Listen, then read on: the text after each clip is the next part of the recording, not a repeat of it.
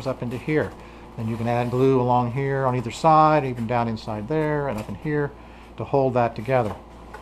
Now you noticed on my flying version here that I've got a number 3 rod right here, and that is right here at either side of the wing, and it comes in here to hold this rudder square. Another thing that I do, of course I've got the one coming across here behind, it goes right behind the motor mount, but I have this piece here which creates my fully moving elevator. And we'll get to how that's actually built here in a moment. But to reinforce this whole tail that we're talking about right now is I take the pattern piece. Get the pattern piece. Okay. I take the pattern piece, which is the pattern for the top, the cap. And if you notice, if you lay this in here, you can come about right to that line, more or less. You just kind of slide it in there and see where that's going to hit. Because I've got your notches on the tail as to where the carbon tube and straw go to create the elevator on a stick, as I call it. But you want to make a couple pieces like that, come right to that line. You'll determine yourself on your pattern when you're doing this. You make these 2 pieces and you bevel them, you know, like a pumpkin top basically, and you glue them in here and right up to this. When you get this piece in, you glue them into that, and that does a couple of things. It helps hold this in better. It also stiffens this whole tail against flexure and twisting. As you can see, I cracked the tail off one time before I got that all installed. But that really helps in the flying. That keeps the movement of that whole tail down, which is important because it's under a lot of load with these elevators there like that. Okay, see what I'm doing? So that's, and just glue those in down each side. Okay, it just kind of gives you, see how that all goes together. The other thing that I didn't give you a pattern piece for, but you need to work out on your own, is the pieces around the motor mount here, just to kind of block that. You want some airflow at the top, but you want to basically block that off. I didn't worry about it initially, and I got bit at one point when some of my electronics started to fall down here and get into the prop. I lost fortunately it was only the control wire for that servo that got eaten by the prop and not my receiver. But you just need to cut a couple little pieces that come back against the motor mount there. You can see that, get the light on that so you can see that better.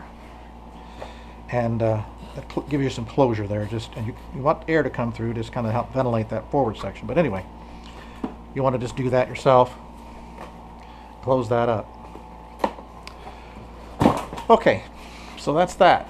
Now, how in the world do you get this tail thing? Well, what I discovered a while back was that I can slide certain straws, like, well, for instance, Steak and Shake makes them.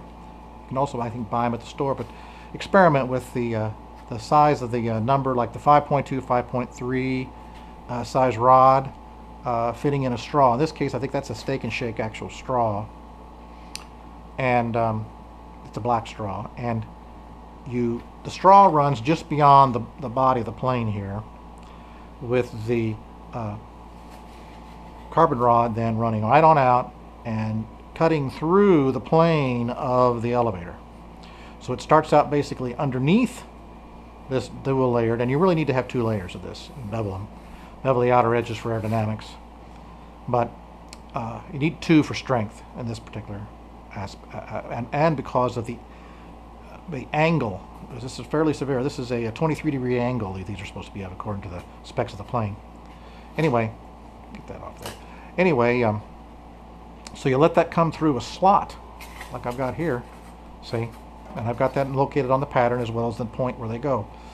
And by having those on there like that, you let that come through, and you fill in on the top on that side and the bottom on that side. At least that's what I did with glue, and cover that with tape. I put a little short piece of number 3 rod across that surface before I mount my long horn there, the control horn, that helps hold that in place and gives me a solid transfer, so I'm not, this horn doesn't end up rocking. This little short thing with it clamped across there gives it a real solid anchorage, and makes the whole elevator move as opposed to just it wallowing loose. So you do get a bit of a bump. I don't worry too much about it. Some of you may not like that and want to do something else with it. I mean, you can always add another layer or partial layer to it, I suppose, and sand it off. I didn't find any problem with it. At least it worked great. Functioned really great in flight. The other thing you're going to want to do, you don't want anything, you don't want these ends to rub. So what I did was, I'll show it on the pattern because you want to kind of fit it to your plane. You want to cut this back so that the closest approach to the body of the plane is at the pivot point, so that as it moves, it will for sure clear the plane. And you can get into problems, especially with this thing can slide back and forth just a little bit, and that could cause you problems. So having those cut back is the best thing. The other thing I did, just to help hold this tube here in this notch, was I took some, here, let me get one. So we're going here. Let's do this again. Yeah. Okay. I'll do this again. In order to hold the elevator control axle, what do you want to call it, in place better, because I had problems with that after the first few flights of this coming loose. I took a tie, wire tie, and of course cut the end off so I could use just some of this nylon strap here, and I put a section, glued a section over the top of that where the foam and all that come together, and then wrap tape around it to also help hold it. So now I've got a good solid joint there. I've got this coming up, these pieces here reinforcing the tail, making that strong. These little strap pieces help hold that in there. So now we've got a good solid anchorage for that. Works out great. I also add, on your rudder, you want to, like I explain this, this comes through like a slot or notch right here that you'll create yourself depending on where you install the rod. And then I always glue it and then wrap tape crossways over it to kind of help hold it in place. And I have never had that come loose.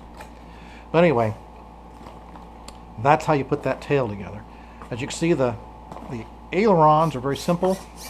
I just came through the side here, and then what I ended up doing is just cutting a hole here, or punching a hole, and bringing the cord straight down across the bottom and then back up into the fuse like that, because it makes it much easier to get to. When you paint it, it'll always cover it. As you can see also, I just I notched this pan that I create on the bottom of the plane here so I can notch in my ESC from the motor. But then I bring everything up through the bottom of the plane and hook it all up. Anyway, it just makes it easier. So you have the servo for each aileron. Now here I've also got a rudder. I've got a rudder on. I may not do that on this next one. An active rudder, anyway. We'll see. And then of course I put the elevator servo here and then run the wire down underneath. Run it through that and through here, and that keeps it away from the prop. So anyway, that's how that works. See, I've covered now the main wing, fuse, nacelles, tail. See the notch there lines up with that for the elevator structure. Reinforcing of the tail. Talked about the KFs. This line here is to butt right up against that, and then you'll have to notch. What I usually do is I just slice it at an angle so it can stick up to it, and then slice the next one in. Or this doesn't go all the way out, so you can just notch it in however long. I didn't show that on the pattern any further because you're going to make it however you're going to make it for your particular piece. Anyway, that pretty much is how she goes together. I would say it's not beyond the skills of an intermediate modeler, but it might be a bit more than a beginner could handle. A bit more of a complicated plane than say the profile type plane, which I highly recommend for a beginner. Anyway, there it is, the 5 easy piece F-4 Phantom.